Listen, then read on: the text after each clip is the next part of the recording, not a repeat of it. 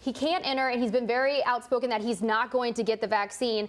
How do you think this is going to impact his career? You think he's making the right decision here? I mean, it's his personal decision, and I won't necessarily judge his career based off of the fact that he didn't compete in a certain tournament because he didn't want to get the vaccine. Like, if that's how he feels about it, we know what type of tennis player he is. We know how good he is historically. And so I think personally I'm going to judge it based off of that. Now, I'm putting myself into those shoes. I don't feel like that's as big of a decision for me to say I don't want to compete to not get the vaccination, but he obviously feels otherwise. So for him, you give him credit sort of for saying that he believes what he believes and he's only going to play in the competitions he's allowed to. But for me, that changes nothing about how we should judge him as a tennis player. Now, interesting here, because we look on the other side.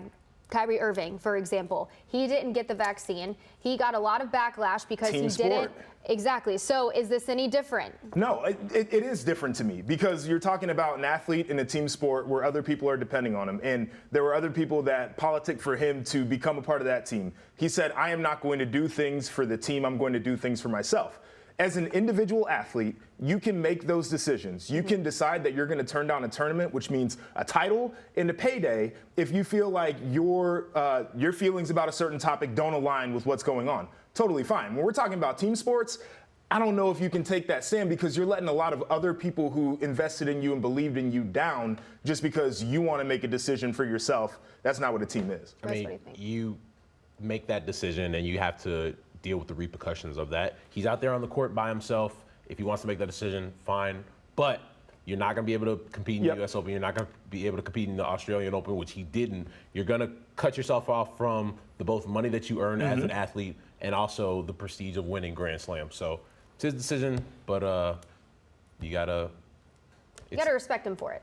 I mean, not necessarily. To me, we have personal views on it, and we've talked about it on the show. And I think it's better for people to get vaccinated for all the reasons we've talked about. I just think it's his decision. And like we talked about, it's not a team sport. You're an individual out there by yourself. That's the decision he wants to make for himself. Fine. Yeah, I mean, he's sticking to his script, which I definitely do respect. I just think under other circumstances, if there were more people whose livelihoods and success were in the balance on it, then it'd probably be a different conversation for me.